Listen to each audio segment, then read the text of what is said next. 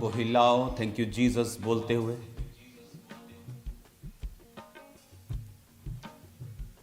हिलाओ अपने हाथों को थैंक यू जीसस। ऊंची आवाज में थैंक यू जीसस बोलते हुए। मैं तेरी रचना तेरे बल। अपने हाथों को उठा के खुदा बाप से कहो, तूने मुझे बनाया खुदावन, तूने मुझे सजाया खुदावन, मैं तेरा शुक्र करता हूं।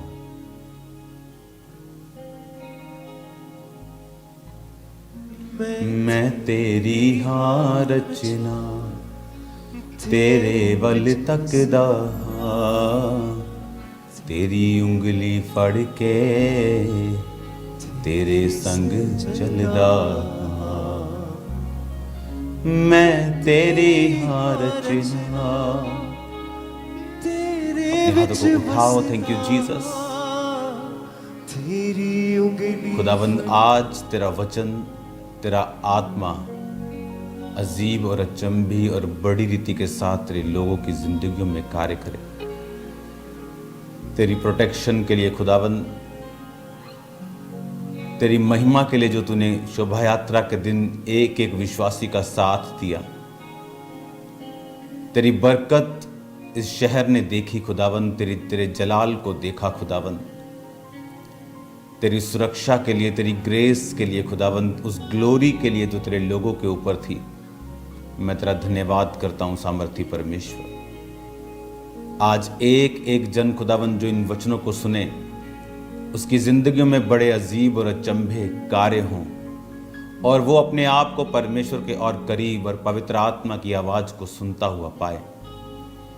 सारी अंधकार की शक्ति, उसकी योजनाएं जो इस सेवकाई के, इस वचन के, इन लोगों के खिलाफ है, तेरे नाम में वो सारी ताकतों को हम बांधते हैं खुदावंद, और यीशु के नाम से उन्हें जाने का हुक्म देते हैं। आज तेरे लोग तेरी महिमा को देखने पाए खुदावंद, तेरे जलाल को देखने पाए खुदावंद, हजारों हजार चंगियाइयां होने पाए खुदावंद, चमत्कार होने पाए खुदावंद, छुटकारे होने पाए खुदावंद, गुड न्यूज इनको मिलने पाए खुदावंद, इनके घरों में साल्वेशन का, उद्धार का आत्मा कार्य करे। प्रभु यीशु मसीह के पवित्र और सामर्थी नाम में हम मांगते हैं, आमीन आमीन।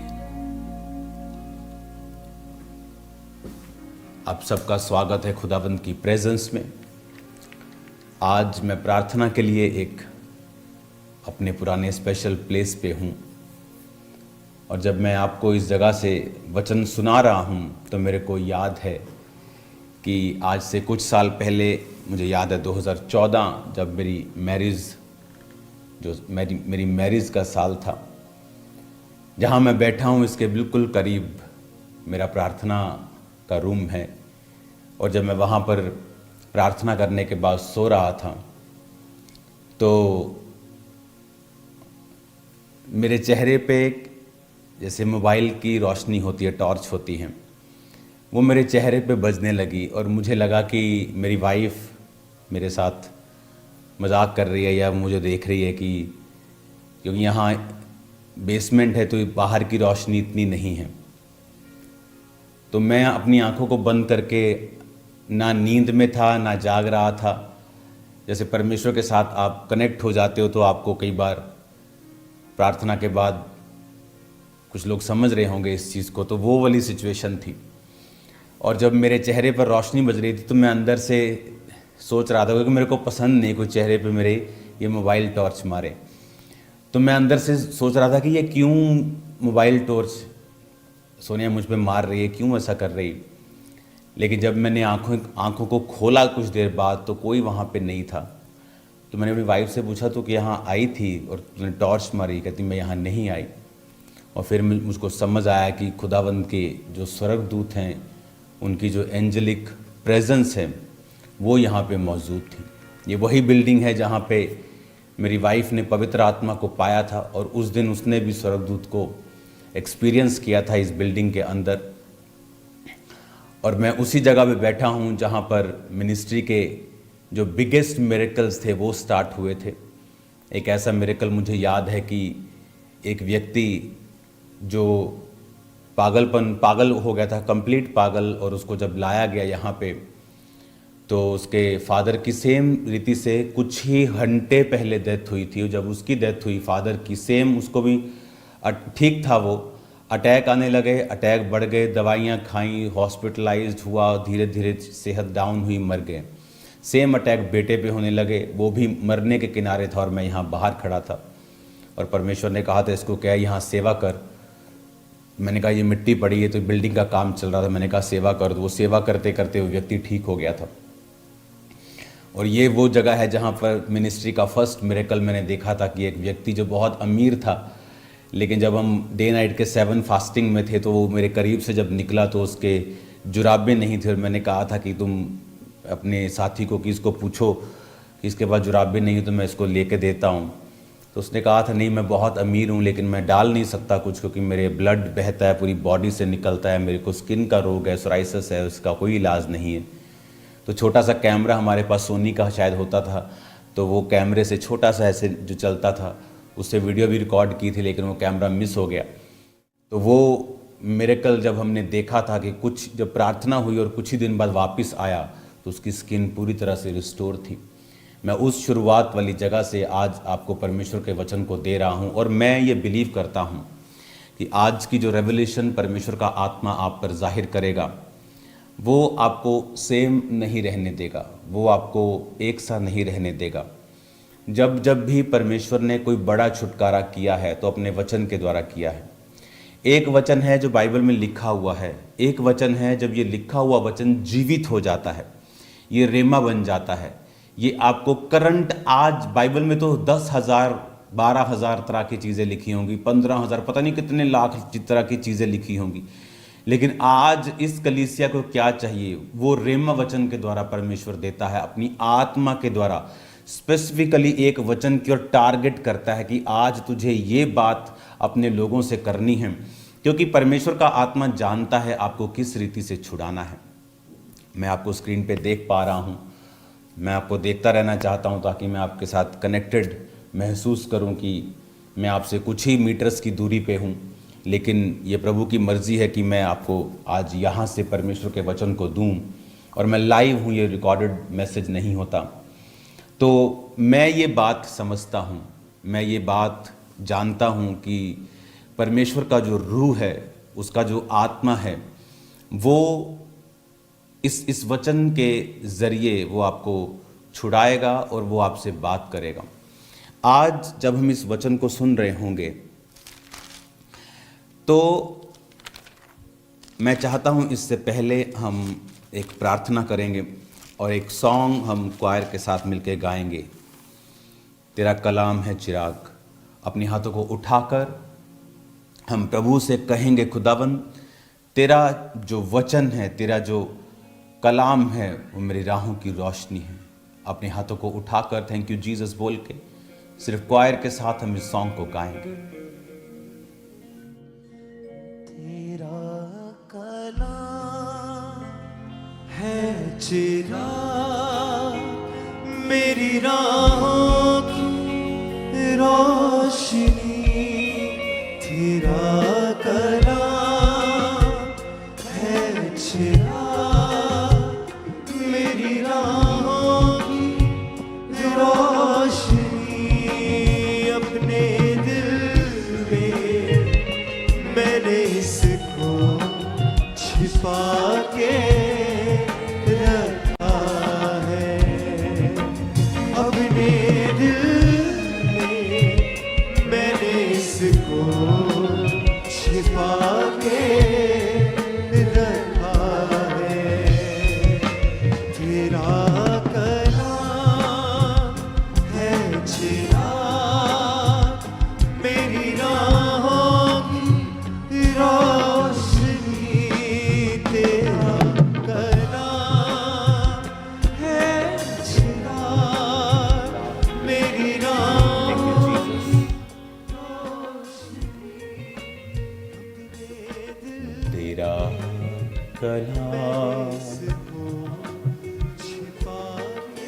Thank you Jesus.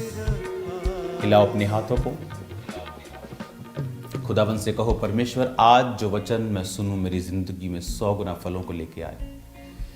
इस वचन के जरिए खुदावन मैं तेरे करीब जाऊं और तेरी योजनाओं को मैं समझ सकूं।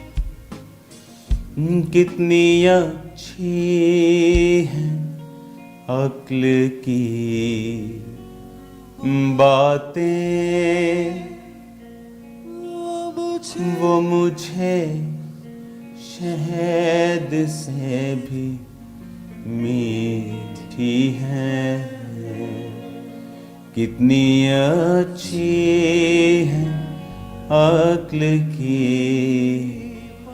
बातें, वो मुझे शहद से भी मीठी है। अपने हाथों को उठा के कहो खुदाबंद आज मैं अपने कानों को खोलता हूं तेरे वचन को सुनने के लिए। प्रभु यीशु मसीह के पवित्र और सामर्थी नाम में हम मांगते हैं, आमीन आमीन। खुदाबंद की प्रेजेंस आज हमारे बीच में है और मैं ये आपको कह सकता हूँ जहाँ मैं बैठा हूँ, जहाँ आप बैठे हैं, आप प्रभु की उपस्थिति को अपने पास महसूस कर रहे होंगे। आप जान रहे होंगे कि परमेश्वर की उपस्थिति हमारे साथ है। ये वो प्लेस है जहाँ पर बड़ी बड़ी टेस्टिमनीज को परमेश्वर ने हमें दिया है। मुझे याद है मेरी वाइफ एक टेस्टिमनी मुझे दे रही थी कि वो प्रार्थना कर रही थी एक दिन और उसे नहीं मालूम था कि मेरी यहाँ मैरिज होगी, या क्योंकि जब आप ऐसे निगाह रखने लगते हैं कई बार फिर परमेश्वर तो जानबूझ के काम नहीं करता। तो प्रार्थना कर रही थी परमेश्वर, क्योंकि जब हम आसपास अपने लोगों को अनसीरियस देखते हैं कि यार जितना काम परमेश्वर का दास कर रहा है ये लोग उतना क्यों नहीं कर रहे हैं, उस तरह से डेडिकेटेड क्यों नहीं। तो बताते थे कि मैंने प्रार्थना की थी, प्रभु अगर तुम मुझे पावर देना मैं सब कुछ सुधार दूंगी। तो वो नहीं जानती थी कि परमेश्वर उसकी प्रार्थना को सुन रहा है और वो यही प्लेस था जहाँ वो प्रार्थना कर रही थी और परमेश्वर ने उसे फिर रियल में पावर दी। और आज आप देखते हो कि परमेश्वर का आत्मा सेवकाई को किस दिशा में लेके जा रहा है कि आज सब लोग इस सेवकाई से प्रेरणा लेकर, आइडियाज़ लेकर, अच्छी बात है ये, बुरी बात नहीं है, वो अपनी मिनिस्ट्रीज़ में इसे लागू कर रहे हैं। चाहे वो मेरे स्पिरिचुअल सन्स हों जो 2500 के करीब हैं पूरे इंडिया में और फॉरेन में, और चाहे वो दूसरे पास्टर्स हों हज़ारों। इसका हमें आनंद है, इसलिए मैंने कभी उनको क्रिटिसाइज़ नहीं किया, क्योंकि यही प्रेरितों के काम की जो सेवकाई है इसका यही काम है कि कलीसिया में रूल्स इस्टेब्लिश करना, रूल्स बनाना, प्रोटोकॉल्स बनाना, आगे लेके जाना, अगुवाई करना, कुरीतियों को दूर करना। आज मेरा विश्वास है कि खुदावंद का आत्मा आपसे बात कर रहा है और आपको छुड़ा रहा है। तो कई बार हम जब प्रार्थना करते हैं प्रभु की महिमा के लिए, हमने शोभा यात्रा में देखा, मोस्टली वो शोभा यात्रा का इंजॉयमेंट आप लोगों के लिए होता है, हमारे लिए तो वो काम होता है।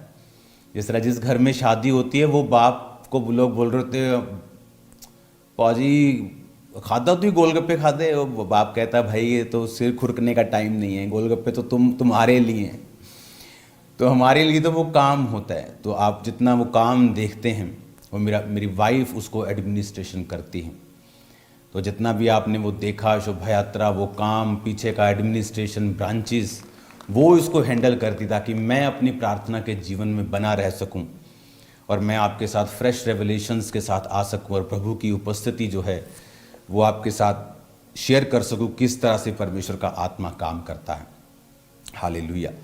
शोभा यात्रा ने रिकॉर्ड्स तोड़े हैं, हज़ारों लेयर्स ही लोगों की, एक लेयर, सेकंड लेयर, फिर पीछे, फिर लेयर्स, फिर एंजल्स, टू मच लोग थे कि एक तरफ हम उन्हें रख नहीं पा रहे थे कि एक गाड़ी के पास अलग ढेरी थी, पीछे अलग ढेरी, उसके पीछे अलग ढेरी, और मैं जब वापस आ रहा था शोभा यात्रा को कंप्लीट करके, तो अभी भी गाड़ियां रास्ते में जा रही थी। मैंने कहा तुम किधर जा रहे हो? मैं तो वापस आ रहा हूँ, तुम कहाँ जा रहे हो?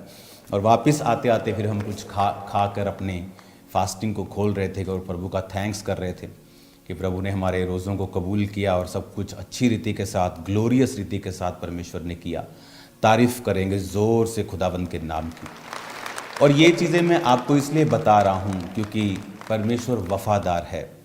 अगर आप उसके साथ वफ़ादार रहेंगे, वो आपको आपके जीवन साथी वफ़ादार देगा, वो आपके बच्चों को आपको वफ़ादार देगा, आपकी कलीसिया को वफ़ादार देगा। बहुत से लोग बोलते हैं कि जैसे आपकी कलीसिया एक्साइटेड रहती है, ऐसी हमने कहीं नहीं देखी।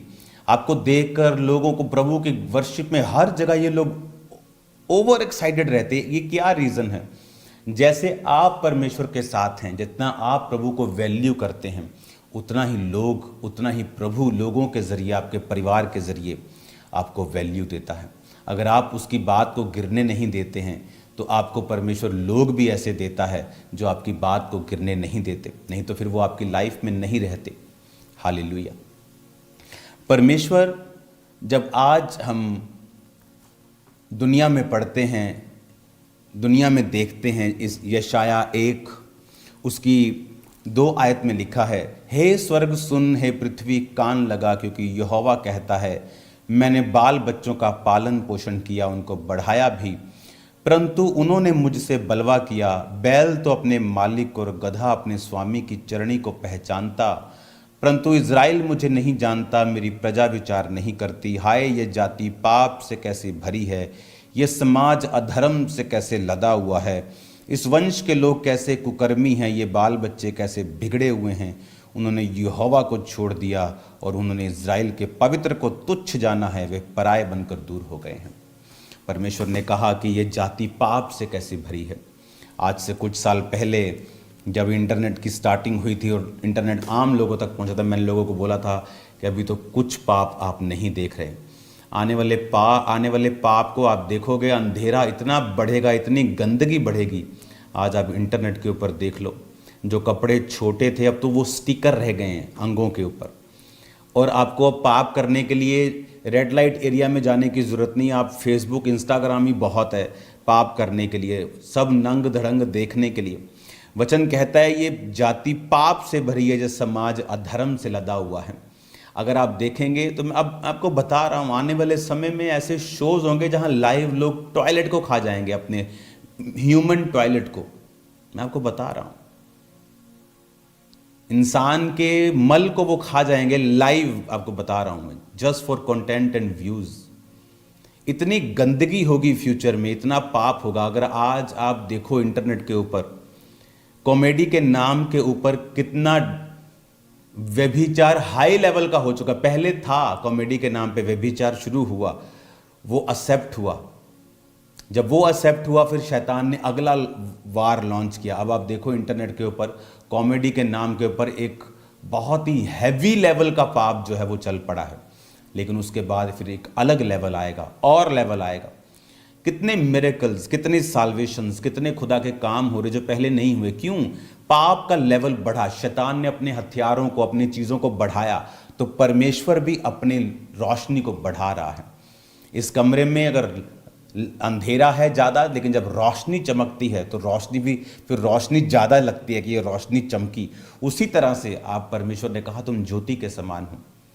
इस तरह से पास्टर्स, इस तरह से परमेश्वर के दास, पहले कभी इतना परमेश्वर उनको ऐसे नहीं जानते थे लोग, लेकिन अब लोग हाईएस्ट लेवल पे उन्हें जानने लगे। इस मिनिस्ट्री को दुनिया का हर बंदा अब जानने लगा, इंडियन हर बंदा इसे जानता है, फॉरेन के लोग इसे जानते हैं। पहले ऐसा नहीं होता था। क्यों? क्योंकि अब पाप अगर बढ़ गया है तो परमेश्वर अपने लोगों को भी उतना ही चमका रहा है और पावर और ग्रेस और अथॉरिटी दे रहा है कि वो उसको इनकाउंटर कर सके, न्यूट्रलाइज कर सके, खत्म कर सके। हालेलुया।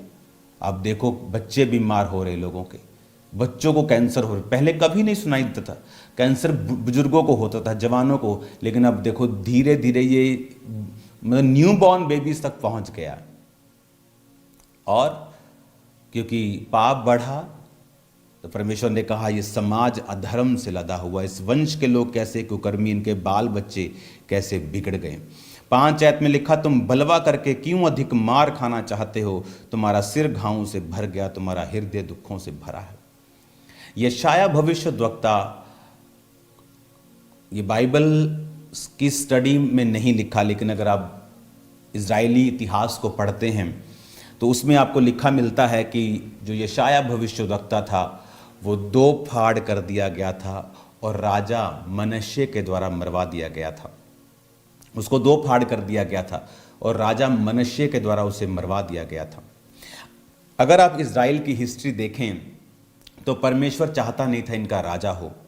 परमेश्वर चाहता था कि मैं अपनी आत्मा से तुम्हें अगुवाई करूं, न्यायी लोग, आत्मा से भरे हुए लोग तुम्हारी अगुवाई करें। लेकिन हमारे इजरायली लोग कहते नहीं, जिस तरह से दूसरी जातियों के पास राजा होता है वो और वो उनकी अगुवाई करता है, हमें भी उनके जैसा बनना है। लोग मरते हैं ऐसे, जब हम लोग बोलते हैं कि वो भी ऐसा करते हैं तो हम भी ऐसा करेंगे। वो तो अन्य जाति हैं, वो तो परमेश्वर की आत्मा के द्वारा नहीं, शैतान की आत्मा के द्वारा चलते हैं। तो आप क्या उनकी उस आत्मा के द्वारा चलना चाहते हैं? बाइबल कहती है वो शैतानी आत्मा अब भी आज्ञा ना मानने वालों के अंदर कार्य करता है। वो चाहे आदमी जितना मर्जी अच्छा क्यों ना हो, भला क्यों ना हो, जितनी मर्जी चैरिटी क्यों ना करता हो, लेकिन अगर वो वचन के अनुसार नहीं चलता तो उसको कौन अगुवाई कर रहा है? बाइबल कहती है अब भी आज्ञा ना मानने के वालों के अंदर शैतान का आत्मा कार्य करता है। वो भले काम वो अपनी मर्जी से कर रहा है, लेकिन वो साल्वेशन, वो उद्धार उसकी जिंदगी और उसके द्वारा दूसरों की जिंदगी में नहीं आ सकता है। अब यशाया भविष्यद्वक्ता जो था, सब ध्यान से देखना, यशाया भविष्यद्वक्ता जो था, वचन में लिखा है, वचन में इस बात को आप नहीं पाएंगे कि वो मरा कैसे, लेकिन वचन में आप इस बात को पाएंगे कि वो राजा मनश्शे और उसके आसपास के जितने राजा थे उससे 1 2 3 पहले, जैसे बाप बेटा, हाँ, पोता, ऐसे, तो वो उस जनरेशन में जहाँ हिजकिय्याह नबी को परमेश्वर ने जब चंगा किया, उसके बाद उसका बेटा मनश्शे, फिर उसका बेटा, आप इस लिनेज को देखेंगे तो यशाया को उसी ने मरवाया था 2 पार्ट करके, और भी व्यक्तियों को जो धर्मी थे मनश्शे ने मरवा दिया था। तो परमेश्वर चाहता नहीं था कि राजा हो इजराइल के, वो चाहता था कि न्यायी लोग राज्य करे। गिदोन आत्मा से भरा हुआ अगुवाई करे। गिदोन चला गया अपनी उम्र भोग के, अब सैमसंग, अब ये, अब वो, सब धार्मिक लोग इसकी अगुवाई कर, लेकिन कहते नहीं हमें उनके जैसा बनना है। तो परमेश्वर नाराज हुआ और परमेश्वर ने कहा मैं तुम्हें राजा तो दूंगा, लेकिन वो तुमसे रथ जुतवाएगा, तुम्हारी जमीनों को ले लेगा, तुमसे टैक्स लेगा। अब ये तुम रिवर्स नहीं कर पाओगे, ये रिवर्सेबल नहीं होगा। तो शाऊल उनको मिला, तो वो शाऊल के बाद फिर परमेश्वर ने उन पे दया की और दाऊद दिया, और जब दाऊद दिया, दाऊद के बाद उसने सुलेमान दिया, सुलेमान के बाद जब आप राजाओं की इतिहास को पढ़ते हैं, क्या प्रॉब्लम है तेरे को सुचर? अगर आप इतिहास को पढ़ते हैं, जब आप मत्ती की पुस्तक को भी पढ़ते हैं तो उसमें भी लिखा है सुलेमान से रहबाम, रहबाम से अबिया, अबिया से आसा, आसा से यहोशापात, यहोशापात से योराम, योराम से उज्जिया, उज्जिया से योताम, योताम से आहाज, आहाज से हिजकिय्याह। तो इसमें भी राजाओं का जिक्र है कि कौन कौन उसके बाद जिसने राज्य किया, उनमें सबका जिक्र है। लेकिन अगर आप इसे देखेंगे तो बाइबल कहती है, जब हम मत्ती 1:17 पढ़ते हैं, अब्राहम से दाऊद तक 14 पीढ़ी, दाऊद से बेबीलोन को बंदी होकर पहुंचाए जाने तक 14 पीढ़ी। तो दाऊद से पहले राजा था शाऊल। तो आप इमेजिन करो, शाऊल, दाऊद, दाऊद के बाद है ना सुलेमान, उसके बाद रहबाम, अबिया, अबिया से आसा, ये लोग राजा हुए। मैं आपको ये क्यों बता रहा हूं, इसका रीजन है, परमेश्वर, बाइबल कहती वो पाप करते गए, मूर्ति पूजा करते गए, व्यभिचार करते गए, हर तरह का वो गुनाह करते गए। और परमेश्वर क्या करता था? जब वो गुनाह करते थे, दुश्मनों को हावी कर देता था। वो राजा जो बड़े बड़े इजराइल से हार जाते थे जब परमेश्वर उनके संग होता था, और जब ये फिर लोग भूल जाते थे परमेश्वर को, आदमी भूल जाता प्रभु को, जब उसको सारी ब्लेसिंग्स मिल जाती, उसे वो क्लाउड एक दुनिया का कवर कर लेता, उसे लगता है कि ये मेरी वजह से है, ये ऐसा हो सकता है, इत्तेफाक हो सकता है। तो वो जब बिगड़ जाते थे, परमेश्वर एक कमज़ोर सा, एक टुच्चू सा राजा उठाता था और वो इजराइल पे कब्जा कर लेता था। इजरायली रोते थे, दुखी होते थे, परमेश्वर फिर अपने लोगों को उठाता था, फिर उन्हें खड़ा करता था, फिर वो राजे बिगड़ जाते थे, परमेश्वर फिर उन्हें मारता था। तो कुछ देर तक परमेश्वर सहन करता गया। आपको अपने बच्चे को सिखाते हैं, आप उसे डांट लगाते हैं, छड़ी लगाते हैं, लेकिन जब आप देखते हैं कि ये पैटर्न बन गया, ये सुधरते ही नहीं, फिर आप एक बड़ी मार के लिए उन्हें तैयार करते हैं। यशाया भविष्यद्वक्ता, मैं आपको बताना चाहता हूं, जब जब बाइबल में किसी खास परमेश्वर के चुने हुए जन के ऊपर लोगों ने अटैक किया है और उन्हें मारा है या उन्हें डिस्ट्रॉय करने की कोशिश की है या उन्हें परसिक्यूट किया है, परमेश्वर ने वहां पर कहा अब बस, मैंने तुम्हारा व्यभिचार, मैंने तुम्हारी मूर्ति पूजा, मैंने सब कुछ सहा, तुम्हें सजा दी, फिर तुम्हें माफ किया।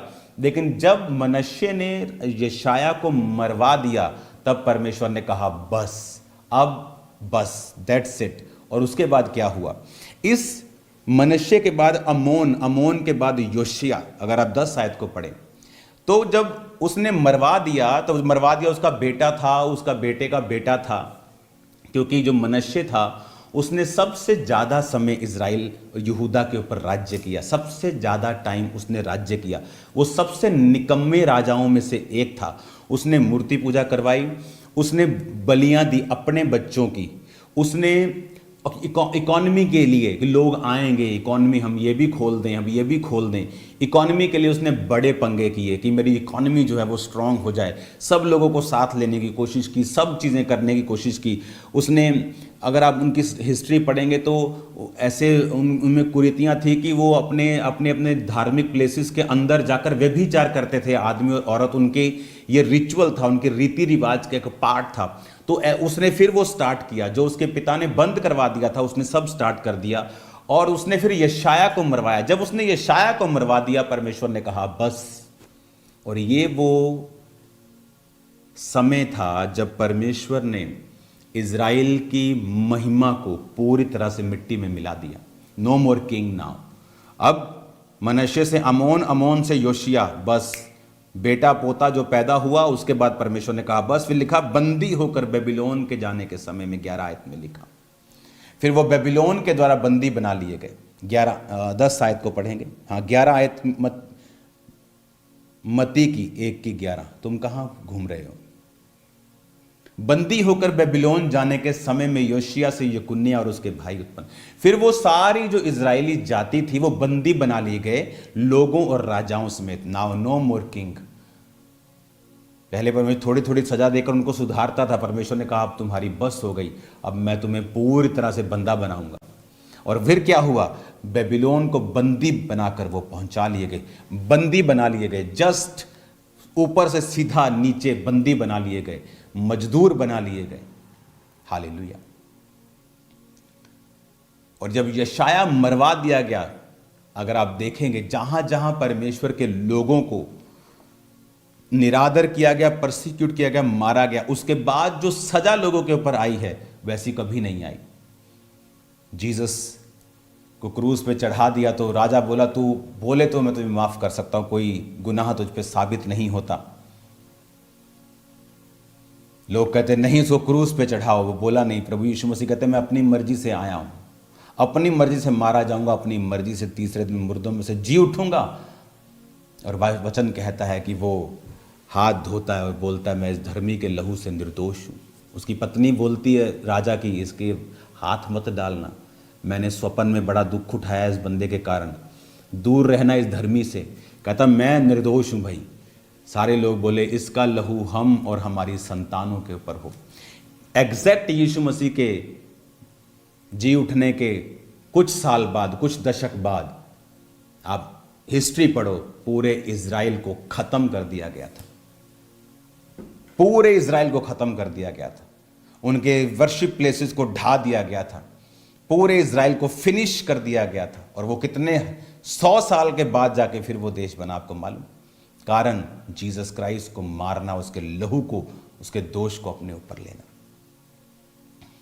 हालेलुया। क्या परमेश्वर एक अफ्रीका में, मैं एक सिस्टर को जानता हूं, बहुत अच्छी वर्शिपर थी। वो इतनी अच्छी वर्शिपर कि जब वो गाती थी तो आत्मा उतरता था। उसका पास्टर जो था वो बड़ा अनॉइंटेड मैन ऑफ गॉड था, very anointed man of God. तो वो जब सेवकाई चली तो वो भी साथ चली और वो भी अनॉइंटेड होती गई, अभिषेक में भरती गई, बढ़ती गई। उसके सॉन्ग्स जो थे बहुत चलते थे, लोग आत्मा से भरते थे।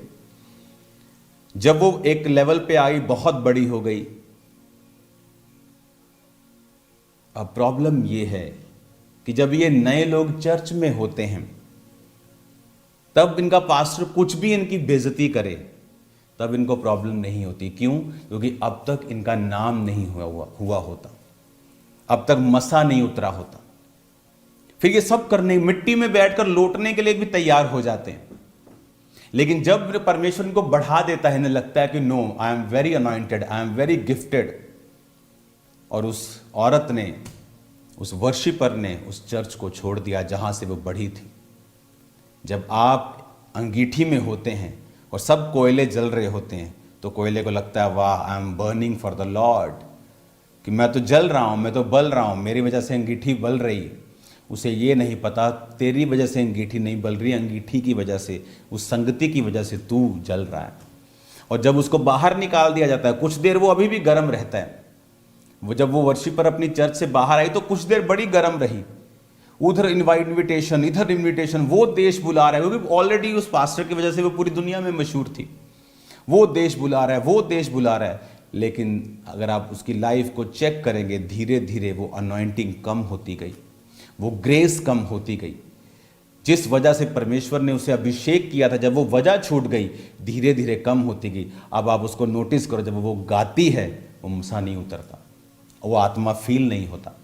अच्छा गाती आज भी, लेकिन वो मिसिंग है जो परमेश्वर को। उन्हें लगता है कि सेवा ही करनी, जहां मर्जी कर लो। नो, परमेश्वर के पास कोई बी प्लान नहीं है। मैंने बड़े बड़े लोगों के मसों को खत्म होते देखा है जब उन्होंने अपने मदर प्लेस को छोड़ा है। जब जिस दास की वजह से उनको मसा मिला है, मैंने उनको ट्रबल में जाता हुआ देखा है, बीमार देखा है लोगों को। ये मेरी लाइफ की टेस्टिमनी है। मैंने बहुत सी प्रॉब्लम्स को अपनी लाइफ में देखा है जब मैंने अपने स्पिरिचुअल फादर से पंगा लिया है।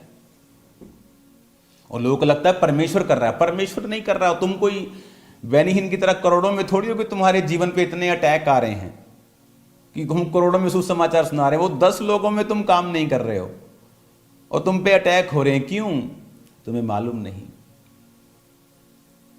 परमेश्वर कहते जी सबसे प्यार करता है। हाँ, वो करता है, वो पक्षपात नहीं करता। एक के लिए वो दूसरे को क्यों सजा देगा? लेकिन वो एक के लिए सजा नहीं दे रहा, वो यशाया के लिए, जीसस क्राइस्ट के लिए, आज के लोगों के लिए दूसरों को सजा नहीं दे रहा। वो कहता है कि मेरे प्लान का आदर करो। जब पुलिस आपके इलाके में होती है, चाहे आप छोटे से छोटे हवलदार को थप्पड़ मार दो या उससे बदतमीजी कर लो, फिर वो आपकी क्या हालत करते हैं, इंटरनेट पे वीडियोस आपने देखी होंगी। क्यों? बात उस छोटे सिपाही की नहीं है, बात पुलिस की, बात इज्जत की, बात सिस्टम की है। जब आप सिस्टम से भिड़ते हैं तो आप पूरे फिर सिस्टम से भिड़ जाते हैं, आप छोटे से सिपाही से भिड़ते हैं। जब प्रभु अपने लोगों को खड़ा करता है, वो कहता है मेरा इस पर एक बड़ा प्लान है, एक बड़ी योजना है और मैं तुझे उस योजना में जोड़ता हूं। लेकिन तेरी आशीष तभी तक है जब तक तू इस योजना में है। और जैसे ही लोगों को फिर समझ आती है कि हो हमसे गलती हो गई, लेकिन कुछ वापस आते हैं, कुछ ईगो वाले होते हैं जिनके अंदर घमंड होता है, और वो और नाश होते जाते हैं और लंबा समय होते ही जाते हैं, क्योंकि उनका घमंड जो है कि लोग क्या कहेंगे अगर हम वापस जाएंगे। तो वो अभी भी पीपल्स बॉन्डेज में है। और दुनिया का सबसे बड़ा बॉन्डेज एक सेवा करने वाले के लाइफ में है, दुनिया का पीपल्स बॉन्डेज। लोग क्या कहेंगे? अगर मैं उसको अनॉइंटेड बोल दूंगा, उस मैन ऑफ गॉड को, तो मेरे लोग उधर ना चले जाएं। अगर मैं उसको ऐसा कर दूंगा, मेरे लोग इस वजह से कुछ अनॉइंटेड लोगों की खिलाफत करना शुरू कर देते, बाद में प्रभु से जूतियां खाते फिर चुप कर जाते हैं। जब उनको अपने घरों में अटैक होते हैं, अपने सिस्टम पे अटैक होता है, जब उन्हें समझ आती है कि नहीं, हमने रॉन्ग किया। और एक नहीं, मैं आपको हजारों टेस्टिमनीज दे सकता हूं। जब क्यों आपको आशीष मिलती है? प्रभु कहता है ये मेरा सेवकाई है, ये मेरा दास है, मेरा प्लान इसके ऊपर है। वो अपने प्लान के कारण सब कुछ कर रहा है। लोगों को वो पक्षपात से नहीं करता, एक को बड़ा ऊंचा छोटा नहीं समझता, लेकिन उसका प्लान जो है वो बड़ा है। वो अपने प्लान, अपनी योजना जो उस व्यक्ति, उस सेवकाई और दर्शन में परमेश्वर ने रखी है, उसके जरिए जो लाखों करोड़ों लोगों को परमेश्वर ने प्रभावित करना है, उसके कारण वो उसको स्पेशल ट्रीट करता है और वो लोगों की असाइनमेंट्स रखता है, काम देता है कि तुम्हारी ये जगह है। बहुत से लोग आशीष नहीं पाते अपनी लाइफ में, क्यों?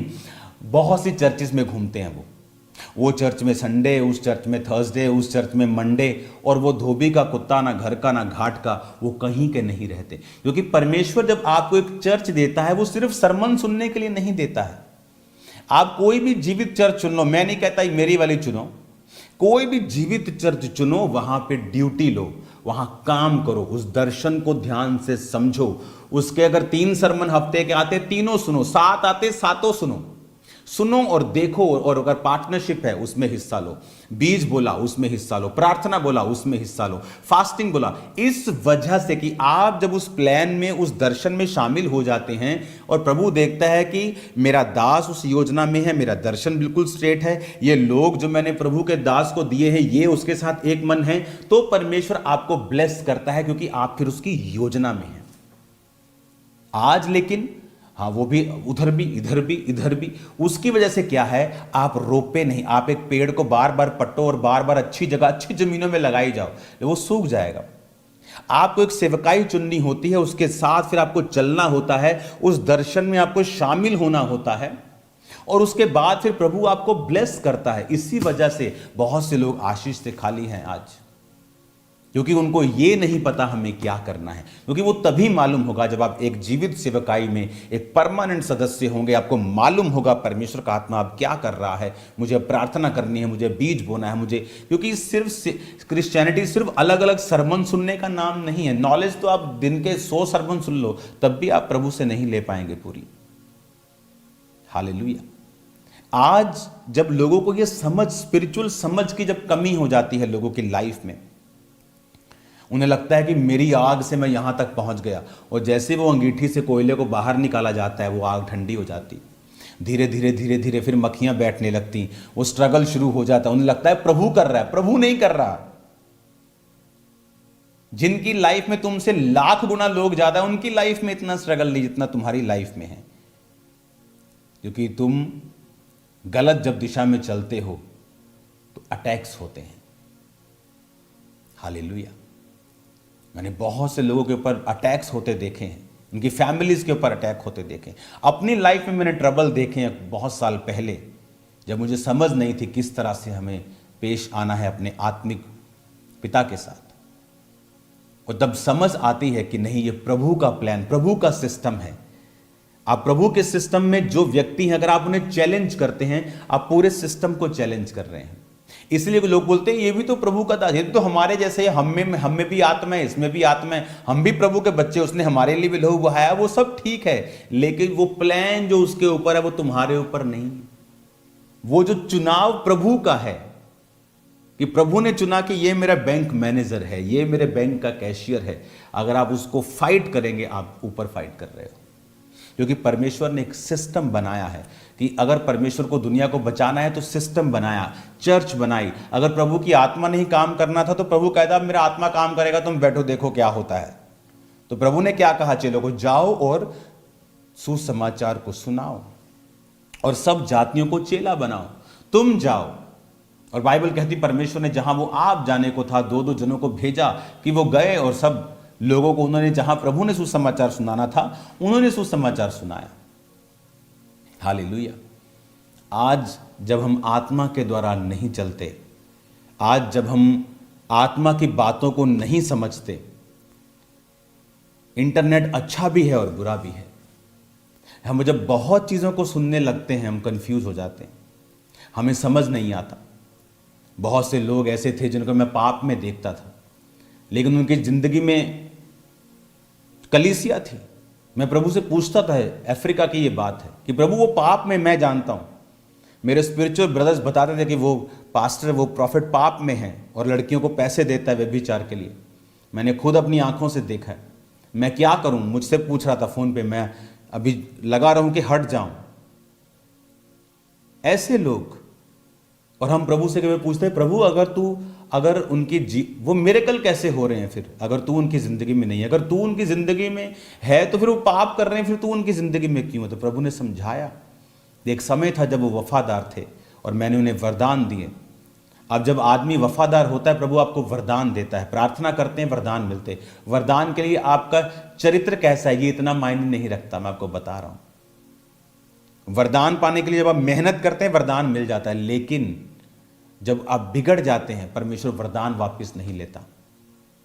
तो वो व्यक्ति भी पंजाबी कहते भलेखे च रहिंदा हो कि मेरे द्वारा तो लंगड़े चल रहे हैं, तो जब वो दूसरी तरफ पाप में होता है, इधर लंगड़े चला रहा होता है, उसे लगता है कि this is valid, but this is not valid, this is a gift. ये वरदान है जो प्रभु, एक जेंटलमैन है, उसने आपको आईफोन दिया, ले बेटा आईफोन, आप बिगड़ गए तो वो आपसे आईफोन वापस लेने नहीं आएगा कि मेरा आईफोन जो तेरे को 2 साल पहले दिया था ना गिफ्ट, वो वापस कर दे, तेरी दोस्ती मेरे साथ टूट गई। नो, आप अपने दोस्त के साथ ऐसा नहीं करते। आपने उसे पेन दिया गिफ्ट के रूप में, आप वो 2 साल बाद पेन वापस नहीं ले जाते जब आप उसके साथ दोस्त नहीं रहते। तो पेन उसके पास रहता है, गिफ्ट आपके पास रहता है, आप यूज कर सकते हो, आप बेच सकते हो, 25,000 में बेच सकते हो गिफ्ट को, आप हीलिंग प्रेयर बेच सकते हो। लेकिन आप वो हीलिंग प्रेयर बेच तो रहे हो, 25,000 ले भी रहे हो, लेकिन आप वो 25,000 नहीं ले रहे हो, आप कैंसर ले रहे हो लोगों का। वेट करो,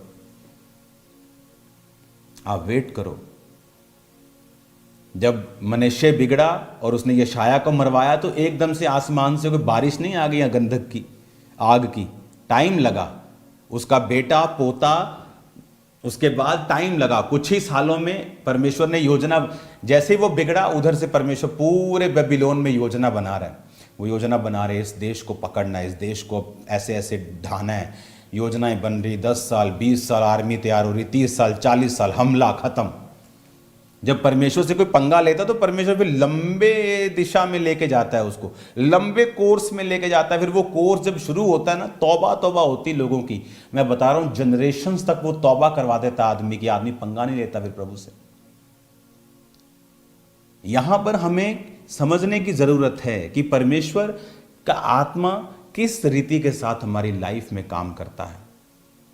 बहुत सारे लोगों को यह बात नहीं मालूम कि मेंटरशिप का मतलब क्या है, एक सेवकाई का मतलब क्या है। आज आप मेरे पास वरदान है, मैं आपको आज गारंटी देता हूं 1-1 लाख रुपए लाओ, आपकी हीलिंग भी होगी, लेकिन हीलिंग होगी भी प्रभु से, लेकिन उसका लेखा हमें देना होगा, उसका लेखा देना। इसलिए प्रभु कहता है अंत के दिन में तू कहोगे मैंने तेरे नाम से लंगड़े चलाए। तो अगर वो फेक थे या शैतान ने चलाए तो परमेश्वर कहता हो चल मेरे नाम से नहीं, तुमने शैतान से चलाए, तुमने। वो शैतान से नहीं करवा रहा। लोग बोलते शैतान काम कर रहा है, शैतान नहीं काम, शैतान लंगड़ों को नहीं चला सकता, वो प्रभु का ही वरदान है, लेकिन बिगड़ा हुआ आदमी उसे इस्तेमाल कर रहा है।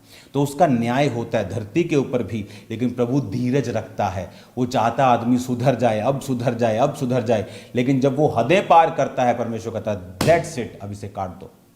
और मैंने लोगों को देखा है कटते हुए, लेकिन देखा है उनको 8-8 10-10 साल बढ़ते हुए, लेकिन परमेश्वर कहता मैं न्याय करूंगा। आज गुनाह करके ये मत समझो कि हम छूट गए। परमेश्वर धीरजवंत है, कोप करने में धीरा है, दयालु है, लेकिन बाइबल कहती है उसके हाथों में पड़ना भयंकर बात है। हालेलुया।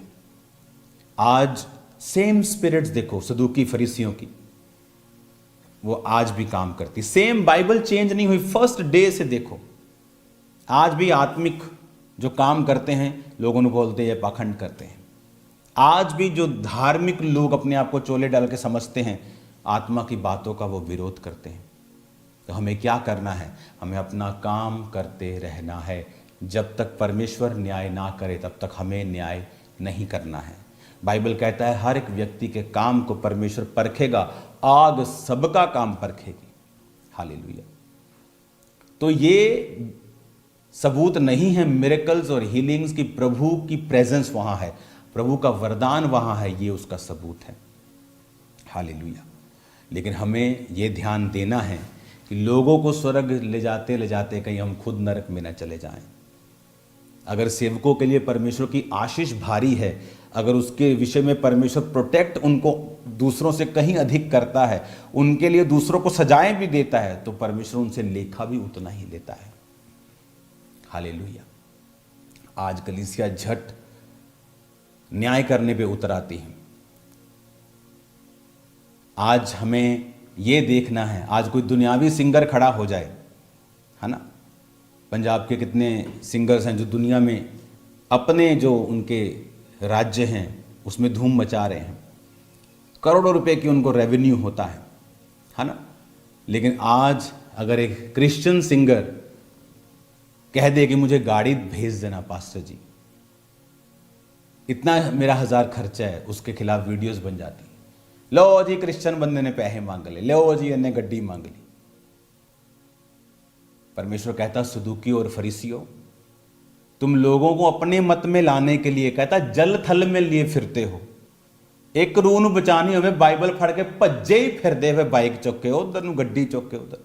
पर कहता जब वो तुम में आ जाता है तुम उसको नरक बना देते हो, उसको दुगना नरकीय बना देते हो। परमेश्वर कहता हमें क्या उनको सपोर्ट नहीं करना चाहिए जो परमेश्वर का काम करते हैं? पैसा मुंह से मांगना, मुझे तो लाख रुपए चाहिए, हो सकता है वो गलत हो, लेकिन क्या हमें लोगों को सपोर्ट नहीं करना चाहिए? क्या दूसरी सेवकाइयों को सपोर्ट नहीं करना चाहिए? कितने सिंगर जिन्हें हम सपोर्ट करते हैं, मिनिस्ट्री सपोर्ट करती है, कितने कितने चर्चिस हैं जो इस सेवकाई में मेंटरशिप के नीचे नहीं है, जिनको चर्च बना रही है। आज भी चर्चिस बन रही हैं सेवकाई के नीचे। हमें यह समझने की जरूरत है कि अगर कोई परमेश्वर में आता है तो उसको अपलिफ्ट करें, अपनी आत्मिकता के हिसाब से उसे जज करने की कोशिश मत करें। आप 15 साल के हैं, आप 20 साल के हैं, 25 साल के हैं, आप चल रहे हैं, दौड़ रहे हैं, लेकिन एक बच्चा जो अभी गिर गिर के चल रहा है उसको जज ना करें। वो भी बच्चा है, इसने ये ट्यून पे गाना बना दिया, इसने अभी वो बच्चा है स्पिरिट में, अभी तो आत्मा में अभी तो उसकी एंट्री हुई है। वो धीरे धीरे अपने आप सुधर जाएगा, बढ़ जाएगा, आगे हो जाएगा अगर उसको प्रेम से हम संभालेंगे। लेकिन आज झट लोग जज करना शुरू कर, फटाफट जज बन जाते। हमें सपोर्ट करना है ताकि लोगों को ये ना लगे कि हम मसीह में आए हैं और हम नरकीय हो गए हैं। हम दुनिया में थे, गाते थे तो अच्छे थे। हालेलुया। तो ये चीजें हमें समझने की जरूरत है। कलीसिया में जब कुरीतियां आती हैं प्रॉब्लम शुरू होती है। हालेलुया। अगर आप बाइबल में देखें, जब एक व्यक्ति ने पाप किया तो परमेश्वर ने कभी नहीं कहा से sorry, sorry God, okay done, कभी ऐसा नहीं हुआ। अगर आप रियल में सॉरी हैं, फर्स्ट आप बोलेंगे आई एम सॉरी, आप फिर उसका अंगीकार करेंगे और मानेंगे कि हां मैं गलत था। तीसरा, फिर आप उस गलत को कैसे रिवर्स किया जाए उसके बारे में प्रयास करेंगे। ऐसा नहीं है आप किसी अनाथ का पैसा मार लें और कहें sorry lord, sorry bro sorry. No, god said पहले sorry, say I am sorry. आप मानो आप गलत हो, हाँ प्रभु मैं गलत हूं। अब तीसरा, उस अनाथ के पास जाओ, उसका पैसा वापस करो। किसी को कुछ गलत किया, जाओ उससे माफी मांगो, तब it's a real repentance. Otherwise you are a fake man, आप फेक रिपेंटेंस कर रहे हो। You are a proud man, आप घमंडी आदमी हो। लोग से सोचते हैं कि खामरा चर्च बढ़ गई। मैं आपको बताता हूं, इस घर में सैकड़ों पास्टर्स आए होंगे और कोई पास्टर ऐसा नहीं था जिसके मैंने पैर नहीं धोए। शुरुआत में 2004, 5, 6, 7 ले हैंड नहीं मैं करवाता था, लेकिन सबकी इज्जत मैंने की है, ऑनर किया है, परमेश्वर के वचन को समझा है। आज झट लोग मुंह खोलते हैं और किसी अनॉइंटेड बंदे के खिलाफ बोल देते हैं और बाद में खुद धक्के खाते हैं, फिर खुद पनिशमेंट्स प्रभु से लेते हैं और रोते हैं, फिर क्रिश्चियनिटी को दोष देते हैं। मैं ऐसा नहीं था, मुझे मालूम था, मैंने भी कुछ मेरे साथ भी हुआ, लेकिन मैं जल्दी सुधर गया। जैसे मेरी लाइफ में प्रॉब्लम आई मैं समझ गया मैंने गलत किया है, मैं भी सुधारूंगा इसको, और जज सुधारा, सेकंड में सुधरता था मैं, ये मेरी आदत थी। हालेलुया। आज हमें ये बात सीखने समझने की ज़रूरत है। अगर हमें आशीष चाहिए, बरकत चाहिए, तो हमें वैल्यू समझनी होगी। अनॉइंटेड चर्चिस की, जीवित चर्चिस की, मैन ऑफ गॉड की। हमें समझना होगा परमेश्वर कैसे काम करता है, किस रीति के साथ वो काम करता है और हमें किस रीति के साथ परमेश्वर में चलना है। हालेलुया। हमें ये खुशी मनानी चाहिए अगर आज हमारे वर्शिप पर पंजाब के आशीषित हो रहे हैं, ब्लेस्ड हो रहे हैं। हमें आनंदित होना चाहिए अगर चर्चिस बढ़ रही हैं तो। बहुत सारे बड़े बड़े चर्चिस मुझे मिलने के लिए आते हैं, सब इंटरनेट पे नहीं, सब आनंदित होते हैं। मैं भी उनके लिए आनंदित होता हूं कि वाह परमेश्वर बड़ा काम कर रहा है। हम प्रार्थना कर रहे थे इस जगह के लिए कि प्रभु आपकी जगह और कार्य करे, आपके एरिया में और काम करे। हम आपके लिए भी प्रेयर करेंगे, प्रभु और अधिक काम करे, और अधिक चर्चिस बड़ी हों, और बड़ी बड़ी ब्रांचेस, और बड़ी बड़ी चर्चिस, मिनिस्ट्रीज दूसरी और ओपन हो, ताकि प्रभु का आत्मा ज़्यादा कार्य करे। यही तो हमारा काम है। ये कोई बिजनेस थोड़ी है कि मेरे पास सबसे बड़ी चर्च है तो बस यही लोग आएँ। नो, जीवित चर्च, खुदा का काम, आत्मा का काम होना चाहिए। Hallelujah. God bless you all. आज मैंने टाइम नहीं देखा कितना हो गया। मेरा ये बिलीव है कि अगर आप इस वचन को समझेंगे और आप इस वचन को अगर दोबारा अपने घर जाके पढ़ेंगे, हम यशाया 1 अध्याय आप पूरा अपने घर जाके पढ़ेंगे, इसमें आपको यशाया के बारे में जिक्र मिलेगा। और वो यशाया जो वही मनश्शे ने मरवा दिया था और उसको 2 भाग में कटवा दिया था, उसकी बॉडी को 2 पार्ट करवा दिए थे। और ये परमेश्वर का जन था यशाया, और परमेश्वर का ये नबी था। अब मैं 15 आयत को पढ़ूंगा।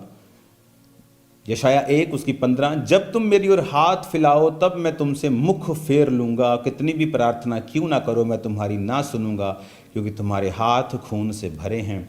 अपने को धोकर पवित्र करो, मेरी आंखों के सामने से अपने बुरे कामों को दूर करो, भविष्य में बुराई करना छोड़ दो। भलाई करना सीखो, यत्न से न्याय करो, उपद्रवी को सुधारो, अनाथों का न्याय चुकाओ, विधवा का मुकद्दमा लड़ो। हालेलुया। आज बहुत से लोग आशीष क्यों नहीं पा रहे हैं? क्योंकि जब वो किसी को सुनते हैं वो इन कानों से सुनते हैं। द बाइबल सेज, मेरे स्पिरिचुअल फादर बड़ा अच्छा ये समझाते थे कि हर व्यक्ति अपने पड़ोसी से झूठ बोलता है, वचन कहता है। इसका मतलब क्या? मैंने देखा है एक व्यक्ति व्यभिचार में था इस सेवकाई में, और जब हमें मालूम हुआ ये व्यभिचार में है तो उसको फायर कर दिया चर्च से। अब इमेजिन करो, जो व्यक्ति यहां से व्यभिचार के कारण निकाल दिया गया हो, और कोई चौथा व्यक्ति जब उससे बात करेगा फोन के ऊपर और उससे सलाह लेगा, उसको क्या मिलेगा? जिसकी अपनी आंखें बंद हैं, जो खुद पाप में था, जो खुद डिसग्रेस होकर प्रभु के घर से निकाला गया हो, उसकी सलाह लेकर आप अपनी जिंदगी के डिसीजंस ले रहे हो। How foolish you are, how foolish you are. कितने मूर्ख हो तुम लोग, कितनी बुद्धि बंद कर दी शैतान ने तुम्हारी। किसकी सलाह ले रहे हो? जो खुद गिरा हुआ है। किसकी सलाह ले रहे हो? जो खुद आत्मा की बातों को समझा नहीं, जो अलग अलग व्यभिचार में था, हर तरह के पाप में था, उसकी सलाह ले रहे हो। इसीलिए लोग जब अपनी स्पिरिचुअल आइज को बंद कर लेते हैं, पतरस ने कहा, प्रभु तू कभी क्रूस पे ना चढ़े। ओह, एक इमोशन जगाने की कोशिश की। ओह आई लव यू दीदी, मैं तो तेरा हूं। परमेश्वर कहता है, शैतान मेरे सामने से दूर हो जा। लोगों को नहीं मालूम कब शैतान आपके करीबी से आपसे बात करता है। इसलिए बाइबल कहती है तू हर जन अपने पड़ोसी से झूठ बोलता है। इसलिए आज जब मैं लोगों की बात को सुनता हूं, मैं उनकी तो सुन रहा हूं, लेकिन मैं अंदर से भी सुन रहा हूं, प्रभु क्या कह रहे हैं, परमेश्वर का आत्मा मुझे क्या कह रहा है, इसके विषय में प्रभु का आत्मा मुझसे क्या बात कर रहा है। जब प्रभु का आत्मा आपसे बात करता है, आप समझ जाते हैं कि हर एक व्यक्ति अपने पड़ोसी से झूठ बोलता है। एक अंधा अंधे को रास्ता नहीं दिखा सकता। आज आंखों को खोलो, खुदावन के नाम में, उसके मसे में चलो, तो आप सेम नहीं रहेंगे यीशु मसीह के नाम में। आमीन। आपके पास हाथों को उठाओ जिनके पास इनविटेशन है चर्च के, ऑलरेडी हैं आपके पास इनविटेशन, हाथों को उठाओ अगर इनविटेशन हैं तो चर्च के। नहीं है किसी के पास? ओके, ये नहीं, ये पम्फलेट है लोगों के हाथ में। इनविटेशन जरूर होंगे आपके पास, अगर नहीं है तो आपको दे दिए जाएं। और इन 2 दिनों में पंजाबी च मैं सुना रहा तुहानूं, हुण पूरे सारे रिश्तेदारां नूं फड़ लो, अपने इनविटेशन दिओ उन्होंने, डब्बा अपने कोलों लै जाओ। हाँ, ये जो हाथों में पकड़ा है ये इनविटेशन नहीं है, ये पम्फलेट है। एक इनविटेशन स्पेशल भी होगा, तो अगर टीम के पास अवेलेबल हैं तो वो ज़रूर लोगों को दे दें, नहीं तो पम्फलेट दे दें। और जाओ, और परसों बुधवार क्रिसमस के दिन अपनी लाइफ के बेस्ट डे में आ जाओ चर्च, और तैयार हो जाओ नाचने के लिए, झूमने के लिए, आत्मिक भोजन खाने के लिए, लंगड़ों को चलता हुआ देखने के लिए, और बड़े कामों को होता हुआ देखने के लिए। हालेलुया। तो अपने रिश्तेदारों के पास जाओ और उनको बोलो कि जिस तरह आपकी फैमिली में शादी बड़ी इंपॉर्टेंट होती है, ये हमारी फैमिली में एक शादी की तरह है, तो उनको बोलो आपको आना ही आना है, नहीं तो हम आपके फंक्शन में नहीं आएंगे। तो उनको पम्फलेट दो, उनको अगर आपके हाथ में इनविटेशन है वो दो, डब्बा अपने पैसों से ले जाओ। हाँ, एक बेसन का डब्बा ले जाओ, लड्डुओं का ले जाओ तो दे दियो को, आ जाओ भैन जी सारे रल के, और आप देखोगे एक उद्धार का आत्मा लोगों को छुएगा, लोगों की लाइफ में काम होंगे, आप इमेजिन नहीं कर पाएंगे। जो काम मैंने नए साल में, क्रिसमस में, 31 में होते देखे हैं, आप इमेजिन नहीं कर सकते। Too much miracles, too much. खुदावंद का आत्मा छुएगा लोगों को और आज़ाद करेगा। आप सेम नहीं होंगे यीशु मसीह के नाम में। Hallelujah. God bless you all. मेरा बिलीव है कि आज आप इस वचन को समझे हैं, आप समझे हैं कि परमेश्वर के लोगों को परमेश्वर ने एक खास मकसद के तहत क्राइस्ट की बॉडी में रखा है। जब उनको परसिक्यूट किया जाता है उसके असर होते हैं, उनकी निंदा की जाती है उसका असर होता है, क्योंकि वो एक मास्टर प्लान का हिस्सा है। You can't touch them. इसलिए परमेश्वर ने कहा मेरे अभिषिक्तों को छूना आँख की पुतली को छूने के बराबर है। हालेलुया। इसीलिए दाऊद जब शाऊल को मार सकता था, उसने कहा नहीं, ये प्रभु का अभिषिक्त है। जो गिरा हुआ था वो भी उसने अभिषिक्त कहा। सोचो, जो उठा हुआ उसकी हालत प्रभु क्या करेगा जो उसके खिलाफ होगा। Hallelujah. God bless you all. अपने हाथों को उठाओ, सब जन खड़े हो जाओ। आज टीम्स अंदर जाओ ऑफिस में, और जो ऑयल पड़े हैं, बड़े ऑयल, उन्हें लेके आओ। और जितने जन आज चर्च में मौजूद हैं, ब्रांचेस में मौजूद हैं, इन सब के ऊपर आप बड़ी शीशी से ऑयल लगाएंगे। ऑयल लगाकर इन्हें मसा करेंगे और प्रभु से कहेंगे, प्रभु जब ये तेरे सुसमाचार को सुनाएं इन 2-3 दिनों के अंदर, पम्फलेट्स के साथ जेड़े तुहानू इनविटेशन कार्ड मिलणगे वो ले जाओ ते लोकां नू दिओ, अपने रिश्तेदारां नू, गवांढियां नू दिओ। परमेश्वर दा आत्मा कह रहा है दिओ, उन्हां नू दिओ, तुसीं सेम नहीं रहोगे। परमेश्वर ने कहा जो तू बोएगा वो तू वड्डेगा। जे असीं लोकां दी लाइफ दे विच आशीष नू बोया नहीं ते असीं परमेश्वर दे कोलों किवें लवांगे उस आशीष नू। इस करके अपने हत्थां नू उठाओ, अपने इनविटेशन दे नाल। अपने पंफलेट्स अगर हैगे, छोटे छोटे पोस्टर तुहाडे हत्थां दे विच आ, वो भी इनविटेशन ही है। वो लोकां नू दिओ, अपने रिश्तेदारां नू दिओ, नाल छोटे छोटे मिठाई दा डब्बा, अगर महंगा नहीं तो सस्ता लैके दिओ, कुछ नाल जरूर दिओ, और दसो कि आ जाओ चर्च और परमेश्वर दे वचन नू सुनो। 2-3 घंटे दी बंदगी देखो, आप देखेंगे खुद